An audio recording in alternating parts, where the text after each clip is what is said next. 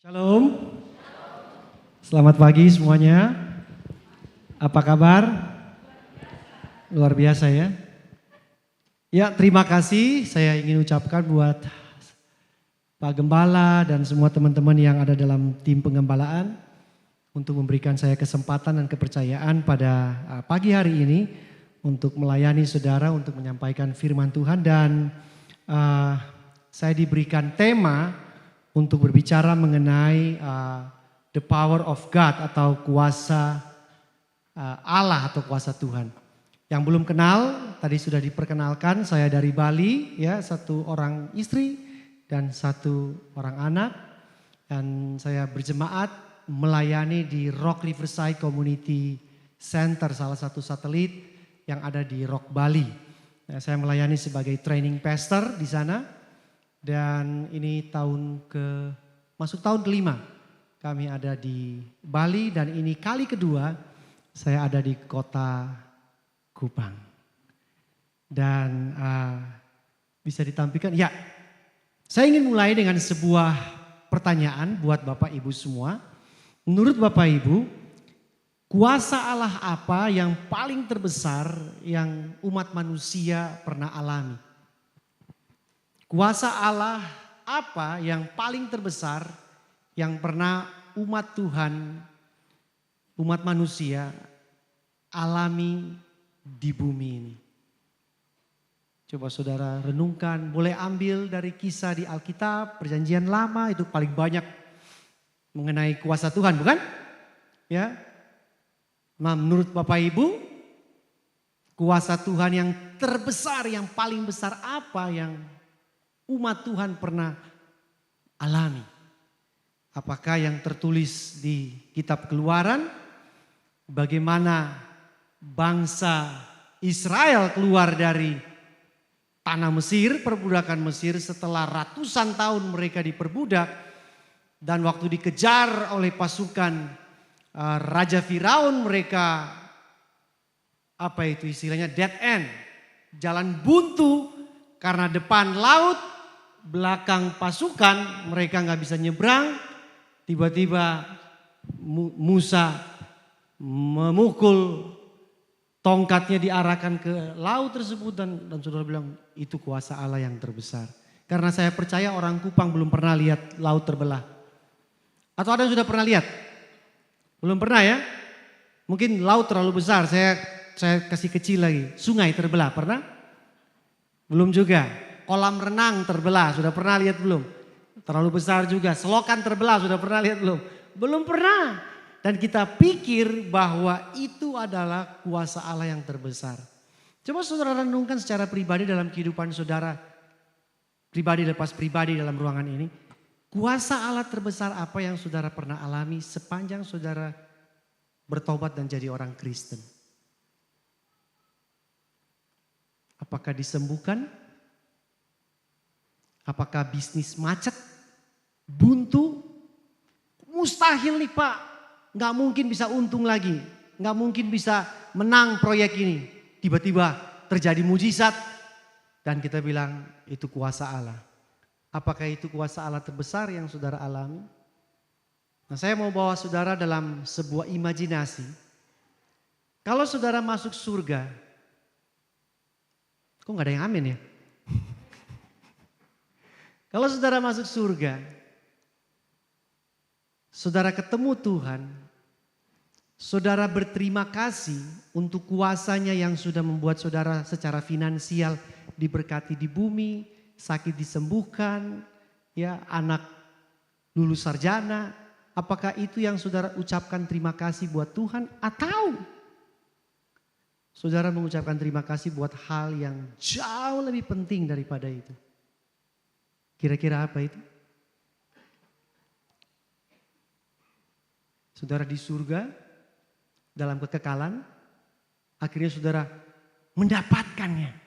Saudara ada di mana tidak banyak orang bisa masuk ke situ.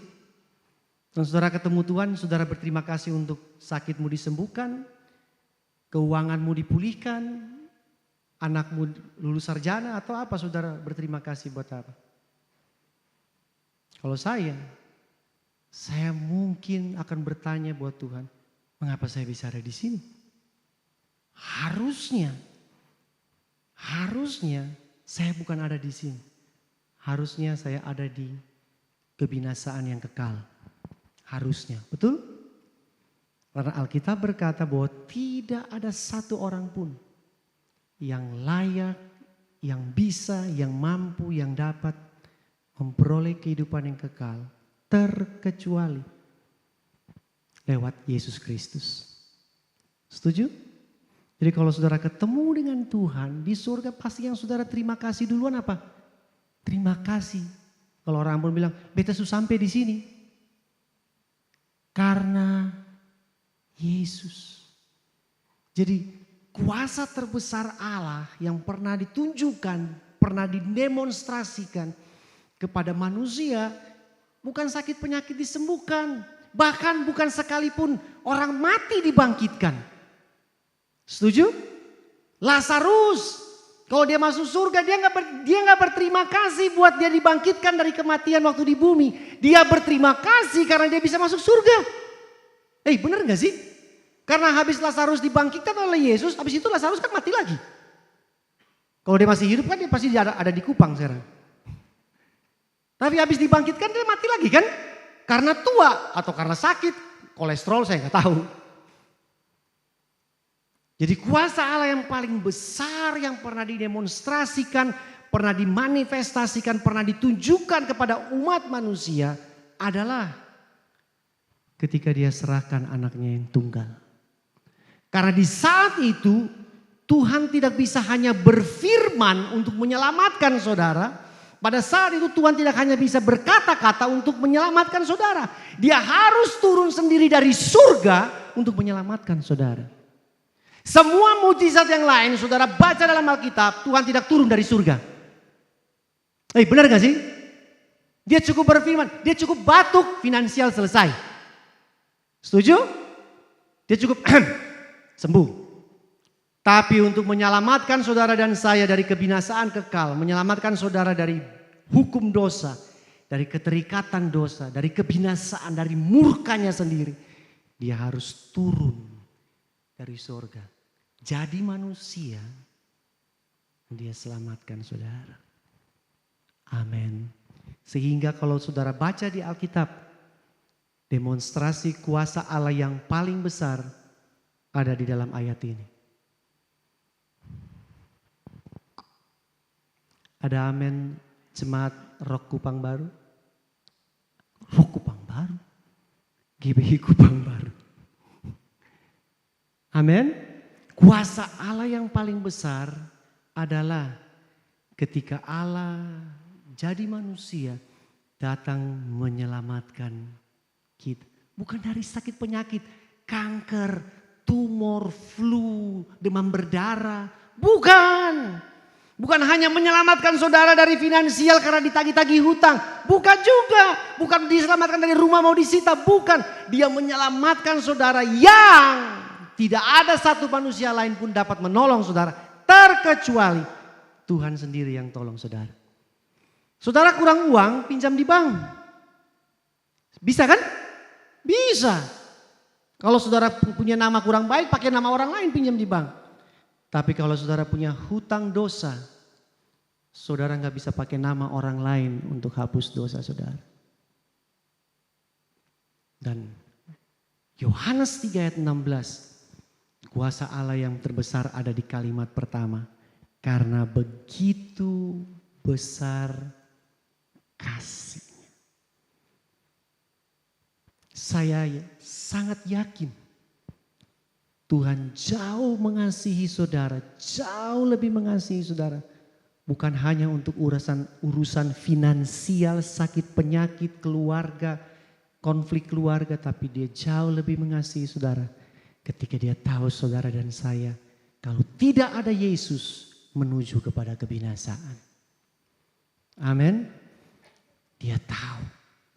Sehingga dia harus sendiri turun dari surga dan dia menyelamatkan. Dan inilah kuasa Allah yang terbesar yang pernah ada sepanjang sejarah manusia. Tapi kita seringkali lupakan itu. Dan kita cuma berurusan dengan kuasa Allah mengenai bagaimana finansial dipulihkan. Bagaimana sakit penyakit disembuhkan. Bagaimana utang lunas. Bagaimana rumah nggak disita. Bagaimana anak saya kena narkoba supaya bisa baik saja saudara. Tapi semua yang tadi saya sebutkan. Saudara jalani beberapa prinsip yang dunia juga pakai. Saudara bisa sukses. Saudara bisa berhasil. Setuju nggak? Saudara mau kaya. Saudara ikut training bisnis atau bagaimana cara memasarkan yang baik. Alkitab kasih prinsip. Malas, miskin. Rajin, kaya. Sudah ada prinsip. Kuasa Allah bekerja di dalam prinsip tersebut. Tetapi untuk seorang manusia bisa diselamatkan dari kebinasaan kekal. Tidak cukup dengan prinsip-prinsip dunia. Harus Tuhan turun sendiri. Saudara tahu nggak Tuhan waktu jadi manusia itu jauh lebih susah daripada manusia jadi Tuhan.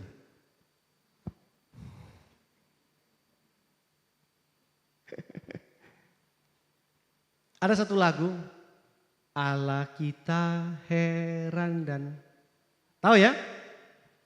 Zaman sekarang banyak orang sudah jadi Tuhan sehingga lagu itu berubah. Allah heran kita yang besar. Allah yang heran lah karena banyak sekali manusia sudah mau jadi Tuhan sekarang. Betul? Ngomongnya sudah kayak Tuhan, perilakunya sudah kayak Tuhan. Dan saya mau beritahu, sesuatu yang besar jadi kecil lebih susah daripada yang kecil jadi besar. Karena kecil jadi besar, cukup ditambahkan jadi besar. Tapi kalau besar jadi kecil, banyak yang harus dibuang. Makanya Rasul Paulus mencatat, dia meninggalkan kemuliaan, betul? Keilahiannya. Saudara tahu itu dia buang berapa banyak.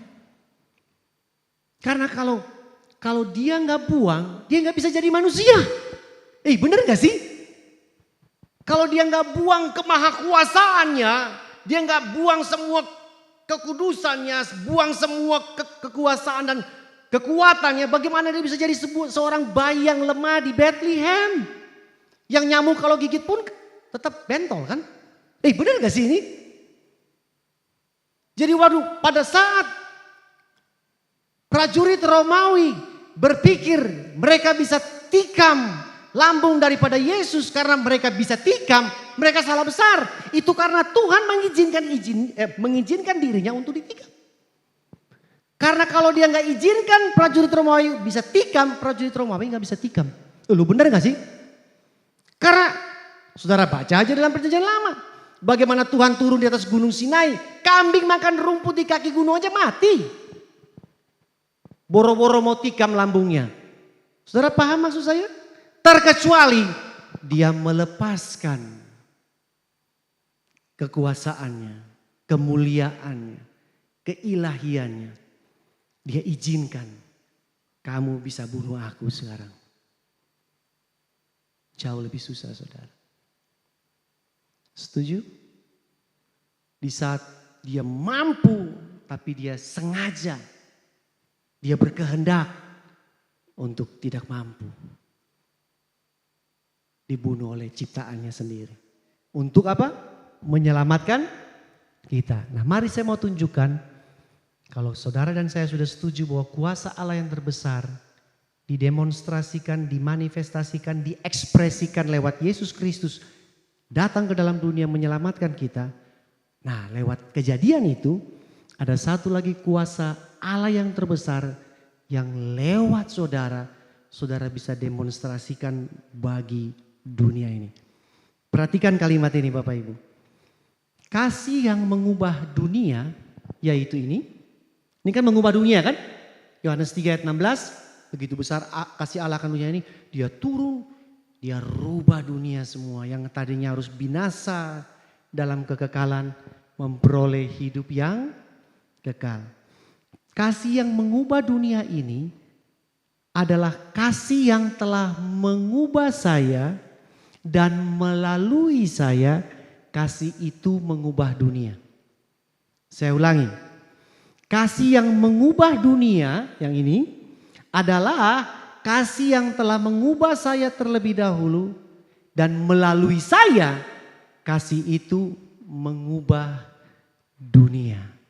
Dengan kata lain, saudara dan saya sekarang menjadi agen, menjadi kaki tangannya Tuhan untuk mengubah dunia karena kita telah diubahkan oleh kasih yang ini. Amin. Karena jangan berharap lagi Yesus datang kedua kali untuk mati di atas kayu salib lagi, sudah enggak ada. Tetapi sekarang yang ada adalah umat Tuhan, gereja Tuhan yang akan mendemonstrasikan kasih yang telah mengubah kehidupan mereka masing-masing untuk tunjukkan kepada dunia yang di luar sana. Setuju? Dan saudara dan saya harus mengalami terlebih dahulu. Nah, mari saya bawa sekarang dalam 1 Yohanes 3 ayat 16. Sebenarnya saudara mesti, kalau saudara suka misteri Alkitab. Yohanes 3 ayat 16, kuasa Allah yang mengubah dunia. Setuju? Allah datang lewat kasih Kristus mengubah dunia. Dan tahukah saudara bunyi daripada 1 Yohanes 3, 16. Kan sama-sama 3:16 tuh.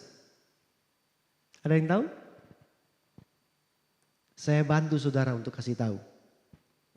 1 Yohanes 3 ayat 16. Kok bisa kebetulan Pak? Saya juga nggak tahu. Ini dalam terjemahan baru Indonesia. Demikianlah kita ketahui kasih Kristus. Kapan kita ketahui kasih Kristus? Yohanes 3 ayat 16. Kristus datang menyelamatkan kita. Yaitu bahwa ia telah menyerahkan nyawanya untuk kita. Jadi, nah kalau ada kata jadi itu belum selesai. Jadi kita pun wajib menyerahkan nyawa kita untuk saudara-saudara kita. Kata saudara-saudara kita yang tertulis di sini bukan orang yang ada di Afrika, di kutub utara sana, enggak. Yang ada di sebelahmu, yang ada di belakangmu, dan yang ada di depanmu. Amin. Izinkan saya baca dari terjemahan sederhana Indonesia. Nah, kalau saudara suka baca Alkitab, utak-atik Alkitab, saudara baca dari TSI, terjemahan sederhana Indonesia. Bunyinya begini. Dengan cara inilah kita mengenal arti kasih. Ya, tadi sudah setuju bahwa demonstrasi kuasa Allah yang terbesar adalah kasih Allah yang diekspresikan lewat Kristus mati buat kita. Kristus sudah mengasihi kita hingga mengorbankan dirinya demi kita. Karena itu hendaklah kita pun rela berkorban demi saudara-saudari kita.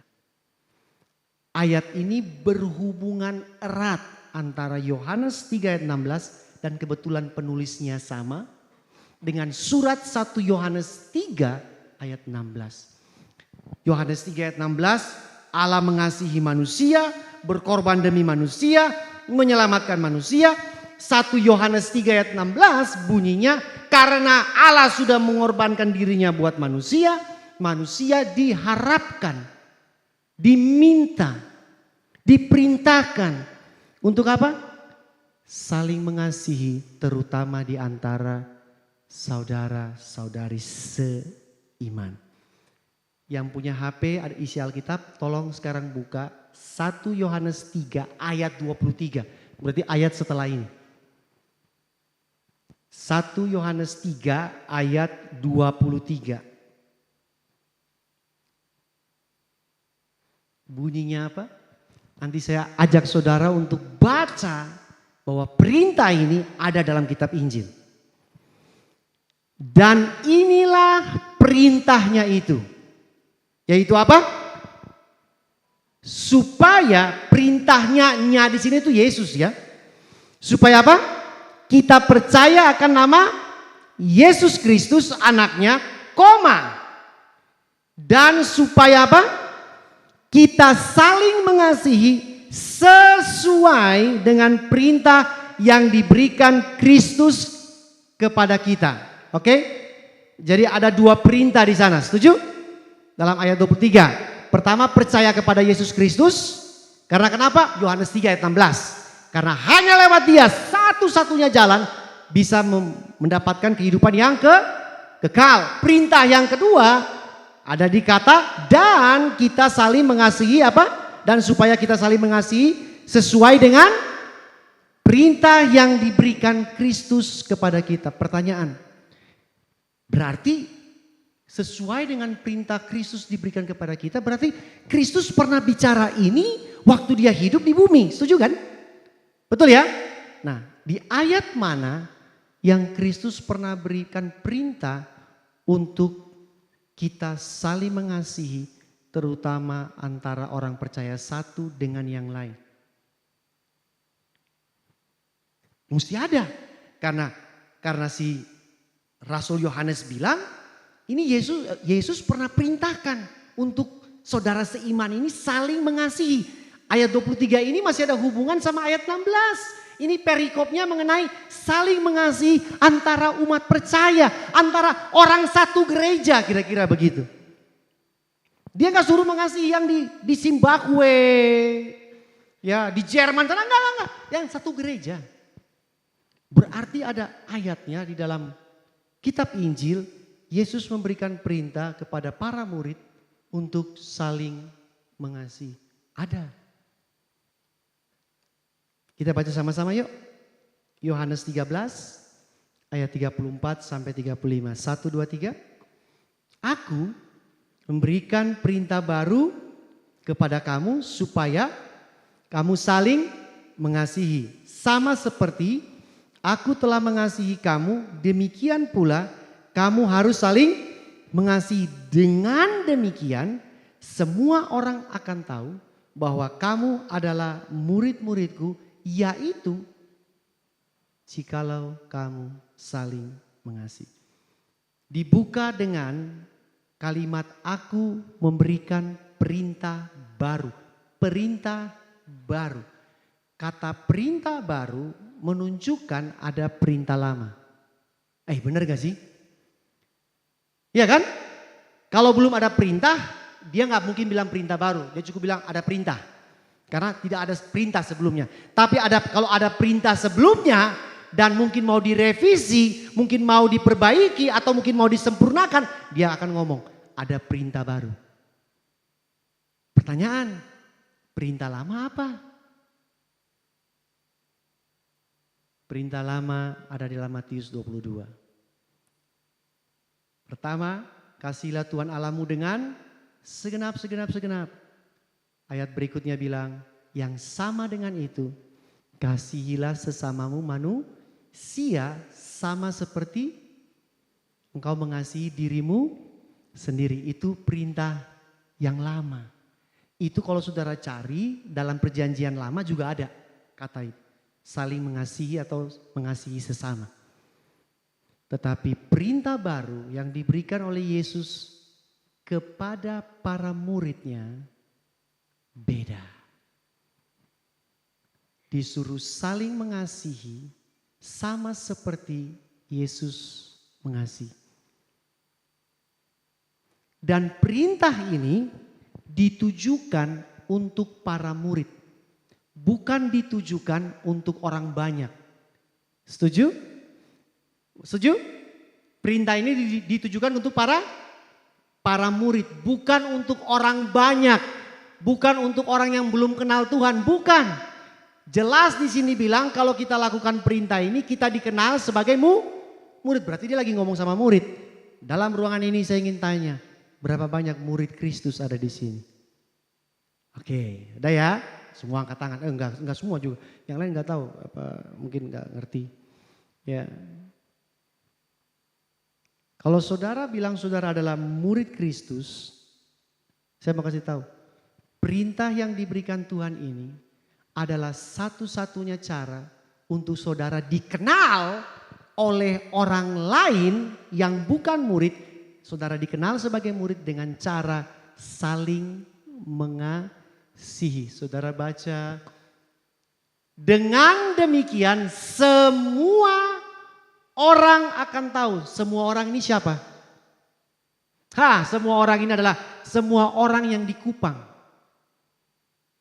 Entah dia mau GBI kah, dia GBA kah, dia GBO kah, dia Katolika, dia mau agama lain terserah. Semua orang tahu kita murid Kristus dari mana? Saling mengasihi. Oke. Jadi satu-satunya indikator saudara mau diketahui sebagai murid yaitu saling mengasihi. Tapi banyak indikator untuk mengetahui saudara orang Kristen tidak lewat cara saling mengasihi. Ada beda saudara dikenal sebagai orang Kristen dan beda saudara dikenal sebagai murid. Setuju? Kalau dikenal sebagai murid saudara lakukan ini. Tapi kalau saudara dikenal sebagai orang Kristen tidak usah lakukan ini. Saudara cukup dengan memakai beberapa aksesoris. Saudara dikenal sebagai orang Kristen. Benar gak sih? Saudara pakai salib tidak mungkin orang bilang Buddha. Gak mungkin. Setuju? Saudara pakai tato Yesus doa di Getsemani, saudara nggak mungkin dibilang dari kaum Ismail, nggak mungkin. Setuju? Saudara ketemu di mall, ya, saudara dengar ada tante-tante yang teriak Shalom, saudara langsung bilang orang Kristen. Setuju? Bahkan dari kata Shalomnya saudara bisa tahu ini GBI mana. Tergantung Shalomnya panjang atau pendek. Betul nggak? Jadi dengan melakukan beberapa aksesoris, saudara bisa dikenal sebagai orang Kristen. Saudara pegang Alkitab, saudara nyanyi lagu rohani, langsung orang bilang Kristen, Kristen, Kristen. Tapi untuk dikenal sebagai murid, bukan pakai kalung salib, bukan tato Yesus doa di Getsemani, bukan pegang Alkitab, bukan nyanyi lagu rohani. Yesus bilang kalau mau dikenal sebagai murid, harus saling mengasihi. Dengan perbuatan saling mengasihi di antara para murid, saudara dikenal oleh orang lain, saudara adalah murid. Amin. Jadi dari perbuatan dikenal statusnya. Yesus bilang pohon dikenal dari buah. Satu saat ada sekelompok orang-orang yang menamakan diri mereka itu vegetarian. Ya, vegetarian. Orang Kupang banyak yang vegetarian enggak? Enggak. Kita di sini karnivora, Pak. Ya. Berkaki, tidak berkaki, kaki banyak, kaki sedikit, makan semua. Nah, ada sekelompok orang ini, mereka menamakan dirinya vegetarian. Sampai bikin kaos, t-shirt, tulisnya I am vegetarian. Di belakang juga vegetarian. Wah, kemana-mana kita vegetarian, bos, vegetarian. Anehnya, setiap hari Sabtu kelompok ini makan steak. Hari Sabtu aja. Ya, weekend. Mereka makan daging. Mereka makan sei. Mereka makan sei. Tapi nanti hari Minggu, Senin, Selasa pakai kaos vegetarian. Akhirnya ngamuklah orang-orang yang vegetarian murni. Yang aliran garis keras. Ngamuk. Protes bahwa kelompok ini bukan vegetarian.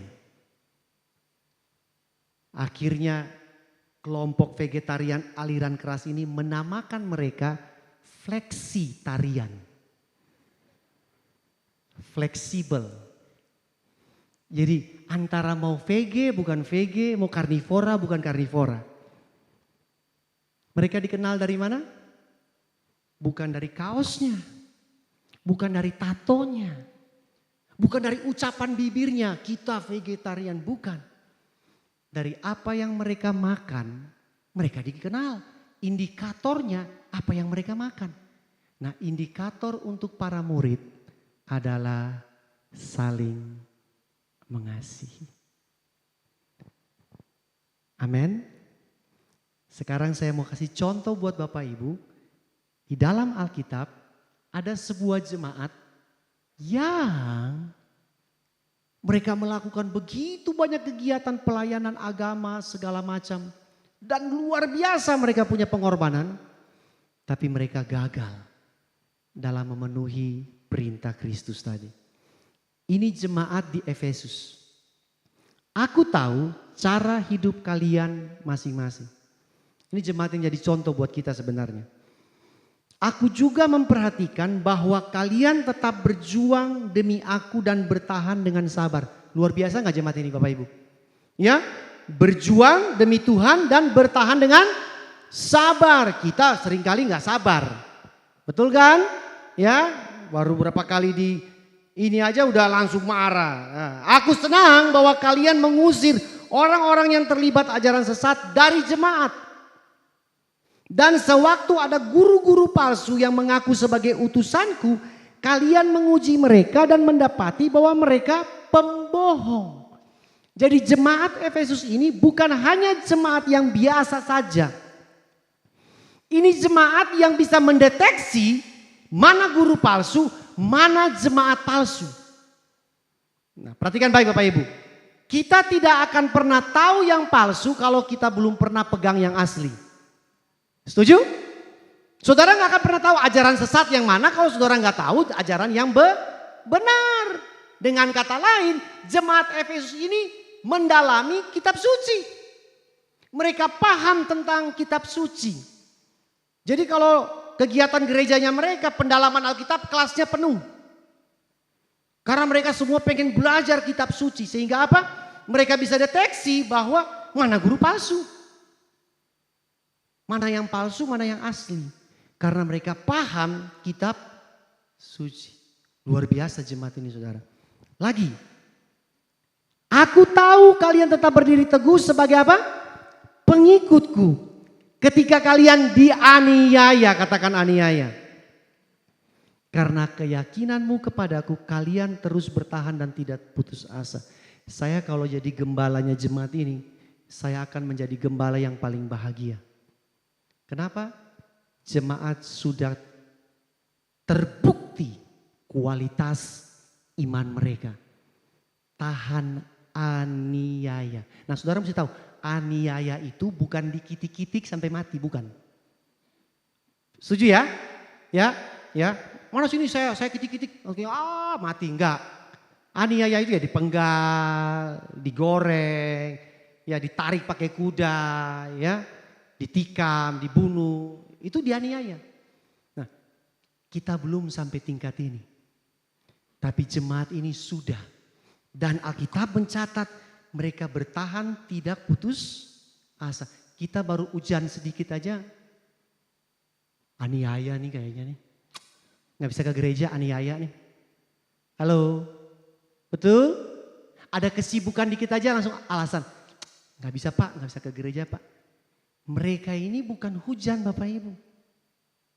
Bukan kesibukan, benar-benar dianiaya.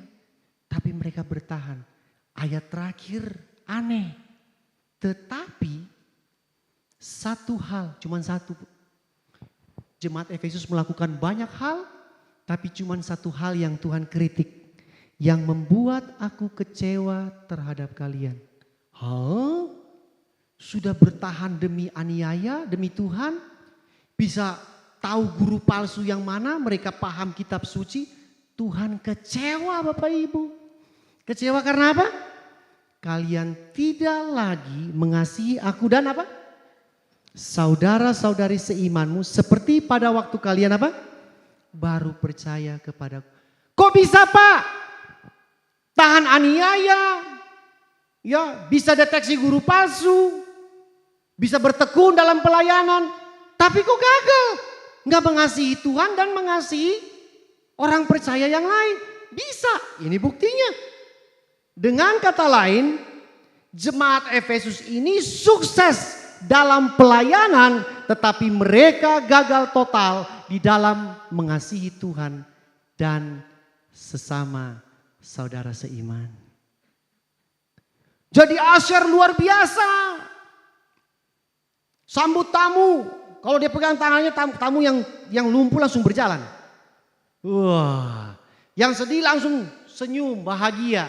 Luar biasa. Ya WL di depan kalau dia nyanyi, semua jemaat kayak pohon tumbang semua. Luar biasa dia kalau khotbah, semua jemaat tepuk tangan berdiri. Luar biasa, khotbahnya bagus Pak. Tapi Tuhan kecewa. Tuhan kritik. Dan Tuhan bilang, kamu tidak mengasihi aku dan sesama orang percaya yang lain. Ini warning besar buat kita yang melayani. Saudara dan saya bisa sukses berhasil penuh dalam pelayanan.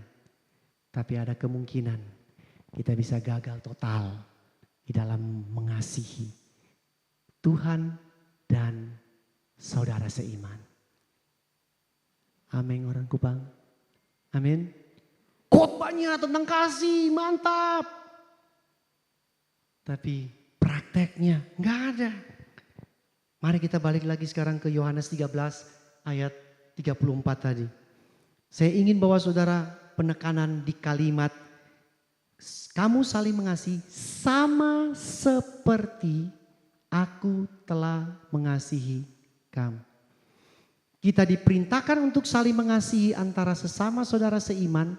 Ada patokannya, ada dasarnya, ada standarnya. Yaitu apa? Sama seperti Yesus telah mengasihi kita. Perintah lama dia bilang begini, kasihilah sesamamu sama seperti dirimu sendiri. Perintah baru dia gak pakai patokan bagaimana kita mengasihi diri sendiri. Dia pakai patokan bagaimana Yesus mengasihi kita. Beda jauh. Oke? Dari kalimat ini poin pertama yang kita perlu ketahui dan catat bersama. Yang mendorong saya untuk mengasihi saudara seiman yang lain adalah bukan berdasarkan apa yang orang lain perbuat kepada saya. Itu pertama. Setuju? Karena kita cenderung sayang mengasihi orang lain karena apa yang dia sudah lakukan kepada kita. Benar gak? Kenapa kamu kok mengasihi banget sama ibu itu? Kirim-kirim ayat, renungan tiap hari. Iyalah. Soalnya tiap hari Sabtu ibunya kirim rawon ke rumah. Saya gak enak. Makanya saya kirim ayat lah hari Senin. Ayat tukar dengan rawon. Kenapa kamu doain bapak itu bisa besuk tiap hari ke rumahnya? Iyalah. Gak enak lah soalnya waktu rumah saya bocor, genteng saya rusak. Si bapak itu yang bantu kasih genteng gratis. Berkat Tuhan loh.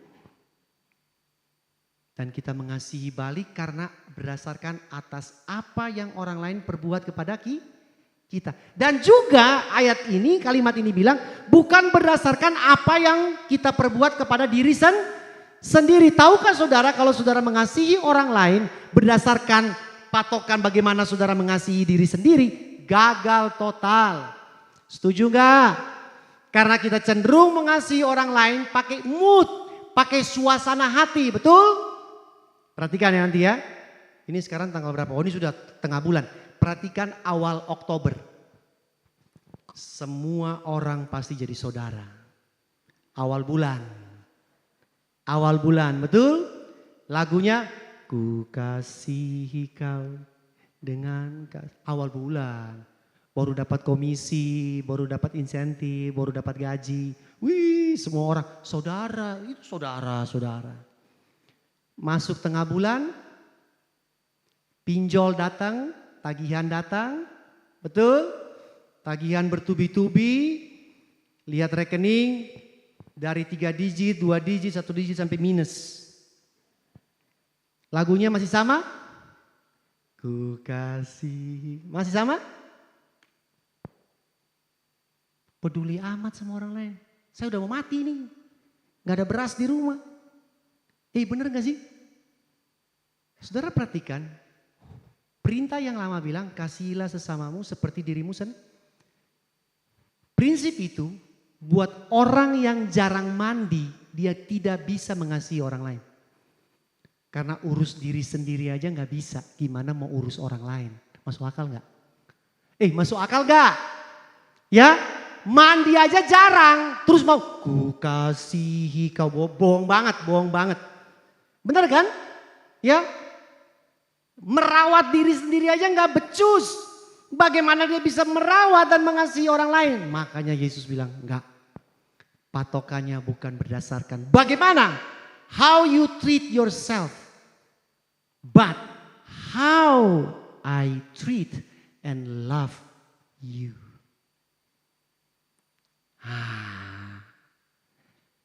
Jadi bukan mood kita, bukan hanya di awal bulan lagi gajian semua orang saudara, nggak pakai urusan itu lagi Pak.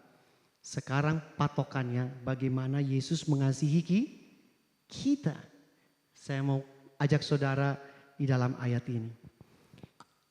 Kalimat sama seperti Yesus mengasihi kita atau sama seperti aku telah mengasihi kamu. Kalimat itu artinya saudara harus mengalami, mengenal, memiliki pengalaman dengan Kristus terlebih dahulu. Baru saudara bisa tahu bagaimana mengasihi saudara seiman. Setuju enggak? Karena ayatnya bilang sama seperti aku telah mengasihi kamu. Betul kan? Telah. Telah artinya apa? Sesuatu yang kita sudah alami. Kita sudah dapati, kita sudah rasakan. Betul? Kita sudah kenal, kita sudah dapat. Baru kita bisa ngerti, oh bagaimana saya bisa mengasihi jemaat Kupang Baru. Oke, nah 1 Yohanes 4 ayat 8 bilang begini.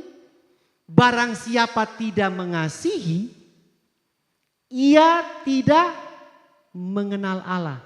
Dia bukan bilang ia tidak tahu tentang Allah, bukan. Ia tidak mengenal. Ada beda tahu dan mengenal. Ayat ini bilang harus ngalami, mengenal, punya pengalaman bagaimana Allah mengasihi saudara dan saya.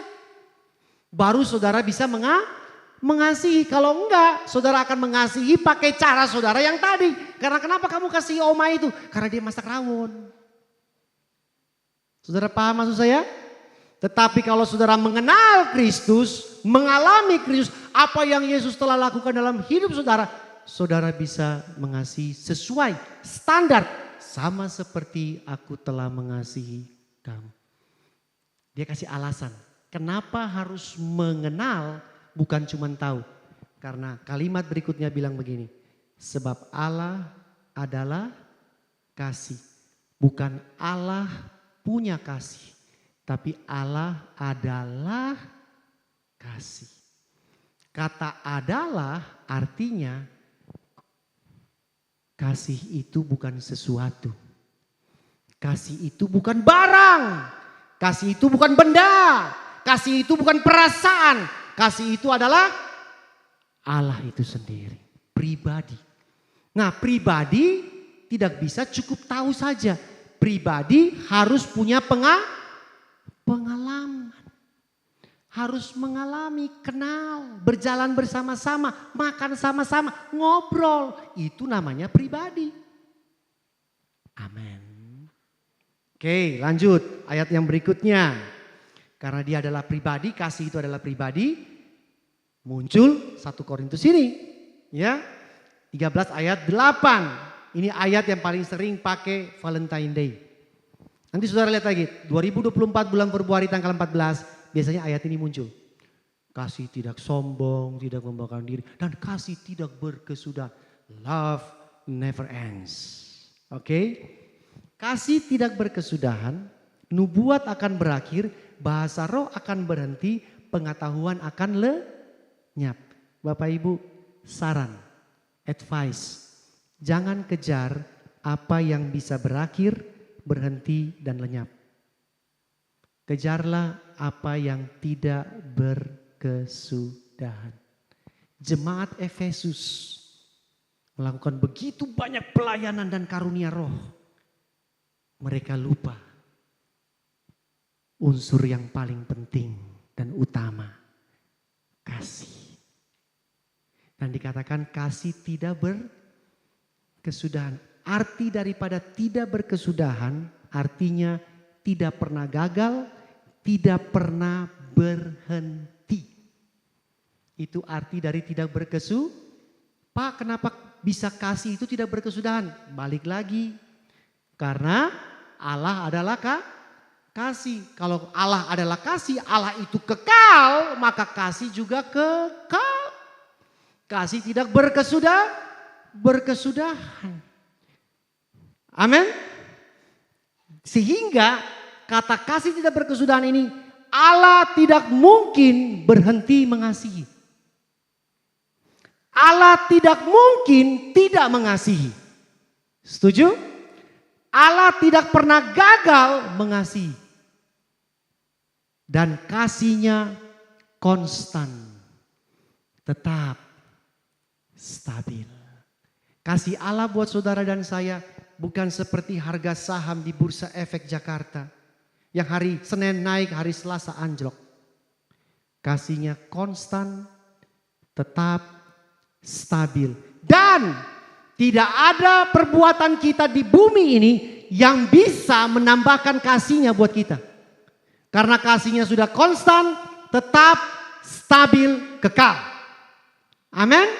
Jangan saudara berpikir bahwa dengan nyanyi puji-pujian lebih banyak Tuhan lebih sayang.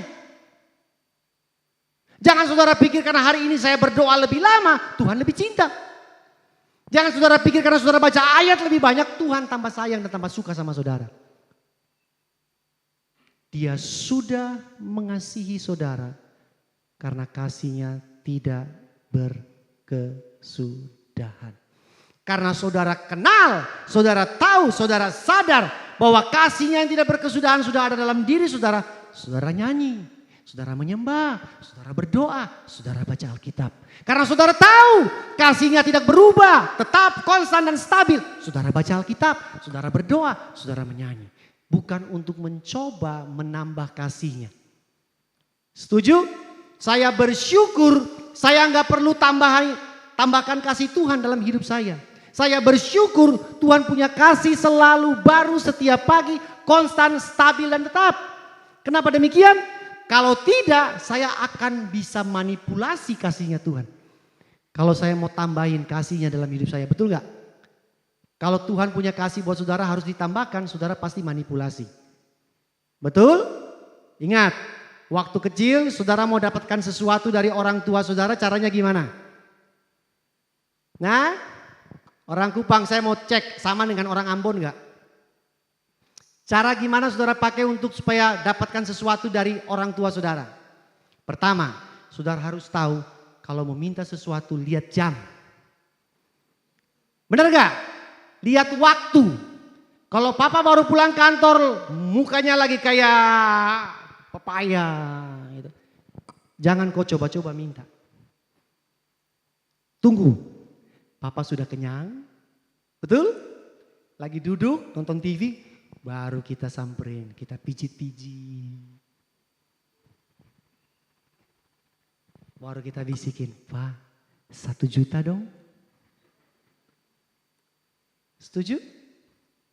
Sama anak perempuan, masuk dapur, lihat mama lagi sibuk masak. Dia bisa manipulasi supaya dapatkan sesuatu dari mamanya. Dengan cara bantu. Betul gak? Halo mama, lagi ngapain mama? Mama mau bikin ikan kuah kuning. Mari saya bikin kuningnya mama. Bantu cuci piring ini. Mama lihat, wih, sudah mama udah mulai senyum, mama mulai senang. Baru mama 500.000 dong. Dan Tuhan gak bisa digituin. Karena kenapa? Percuma.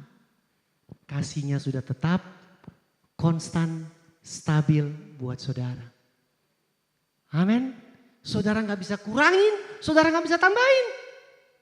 Dan atas dasar itulah kita lega. Kita bisa berdoa, kita bisa menyembah. Karena kita tahu kasihnya tidak pernah berkekurangan, naik turun di dalam hidup kita. Kasihnya konstan, stabil. Amin. Video berikut ini saya ingin memperlihatkan kepada saudara bagaimana Allah mengasihi saudara. Bisa diputarkan dari belakang, di play dari belakang, silakan. Ada soundnya ini. Oh, gak ada soundnya.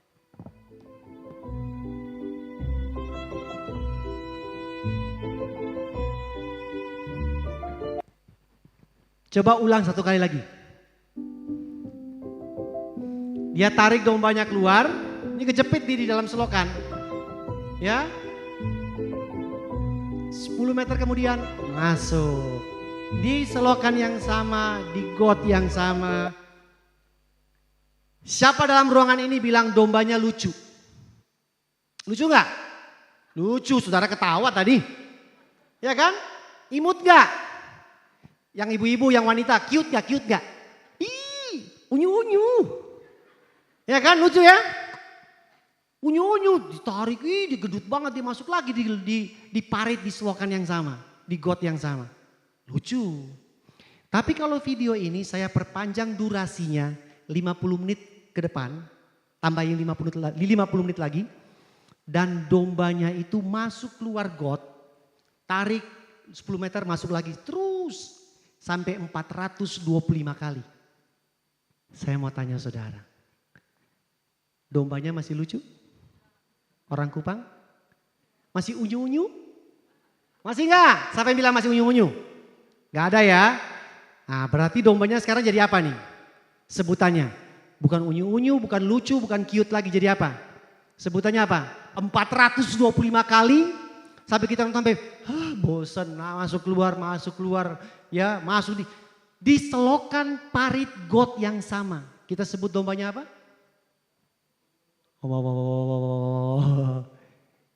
Bodoh. Apalagi? Hah? Apalagi Bapak Ibu ya? Bebal. Setuju? Bebal. Kalau saya pakai bahasa tolol. Punya otak gak sih?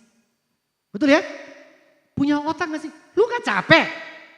425 kali masuk keluar. Dan gembalanya tetap angkat. Saudara setuju? Saudara jatuh dalam dosa, Tuhan tetap angkat gak? Angkat. Kasihnya tidak berkesudahan. Tapi kalau sudah 425 kali, sudah gak lucu lagi. Benar? Udah gak lucu lagi. Setuju? Udah tolol, bodoh, bebal. Setelah nonton video ini, saudara dan saya jangan terlalu bangga jadi domba. Karena kenapa? Kita seperti ini. Kita jatuh setiap hari di selokan, di got yang sama. Kita jatuh di kesombongan yang sama. Kita jatuh di keserakahan yang sama. Kita jatuh di kerakusan yang sama. Kita jatuh di kebanggaan diri yang sama. Kita jatuh di berbohong yang sama. Kita jatuh di perzinahan yang sama. Kita jatuh di munafik yang sama. Betul? Kita jatuh dalam keangkuhan hati yang sama. Setiap hari. Terus kita kunjungi got yang sama, parit yang sama. Masuk keluar. Sampai mungkin kalau telinga kita peka, Tuhan sudah bisik bilang, udah gak lucu. Tapi dia tetap angkat? Tetap angkat. Karena kasih tidak berkesudahan. Nah, dia mau saudara dan saya mengasihi saudara seiman yang lain sama seperti Kristus telah mengasihi kita. Pak, gak bisa Pak, ini orang yang saya kasih ini sudah 3 kali loh Pak. Berbuat kesalahan yang sama kepada saya. Berita tadi bilang apa? Sama seperti aku telah mengasihi kamu. Pak ini udah 5 kali Pak, ibu ini datang. Masa saya mesti harus mengasihi dia lagi? Lah ayatnya kan bilang, sama seperti aku telah mengasihi kamu. Pertanyaan, mampu gak saudara? Mampu gak? Baru 5 kali loh, belum 425 loh. Mampu kita mengasihi domba lain yang tolol? Yang bodoh, yang tadi saudara bilang bebal? Mampu? Saya pribadi juga gak mampu. Puji Tuhan, ada solusinya, ada kabar baiknya. bagaimana kita bisa mampu mengasihi orang lain yang disebut sebagai saudara seiman. Yuk baca sama-sama Galatia 2 ayat 20. 1, 2, 3. Namun aku hidup, tetapi bukan lagi aku sendiri yang hidup, melainkan Kristus yang hidup di dalam aku. Dan hidupku yang kuhidupi sekarang di dalam daging adalah hidup oleh iman dalam Anak Allah yang telah mengasihi aku dan menyerahkan dirinya. Ayat ini berulang-ulang seperti ayat yang lain. Karena dia telah mengasihi kita dengan cara apa? Mengorbankan dirinya, menyerahkan dirinya untuk kita. Atas dasar itulah dengan iman saya bisa mengasihi domba lain yang tolol, yang dungu, yang bebal sama seperti saya. Saya bisa mengasihi orang percaya yang lain, khususnya sesama jemaat GBI Kupang Baru. Amin. Amin. Bisa mengasihi dia, Pak. Walaupun sudah 5 kali, 10 kali, 15, 20 kali, Pak. Tapi Yesus angkat saya terus juga dari parit yang sama, dari got yang sama, dari selokan yang sama. Jadi saya berdasarkan itu, saya mengasihi saudara seiman yang lain. Bukan dengan kemampuan saya, tetapi Galatia bilang dengan iman kepada gembala yang baik yang selalu angkat domba ini dari selokan yang sama. Amin. Saya tutup dengan kutipan terakhir. Kita baca sama-sama dan kita berdoa. Kita dikasihi karena Yesus mati buat kita. Kita mengasihi karena apa? Yesus hidup di dalam kita. Kalau saya tanya pertanyaan, berapa banyak Bapak Ibu yang sudah merasakan Kristus tebus mati buat saudara? Pasti semua angkat tangan. Setuju? Tapi pertanyaan berikutnya, berapa banyak yang sudah merasakan, mengalami Yesus hidup dalam saudara? Buktinya apa Yesus hidup dalam kita? Saling mengasihi. Gak usah jauh-jauh. Gak usah sama jemaat lain, gak usah. Sama-sama ini. Jemaat yang duduk dalam ruangan ini. Saudara diperintahkan untuk saling mengasihi. Sehingga kalau saudara lakukan perintah ini, saya yakin banget orang di luar sana akan langsung bisa mengindikasi saudara. Benar, mereka adalah murid Kristus. Terima kasih sudah mendengarkan khotbah saya. Tuhan memberkati setiap hati saudara.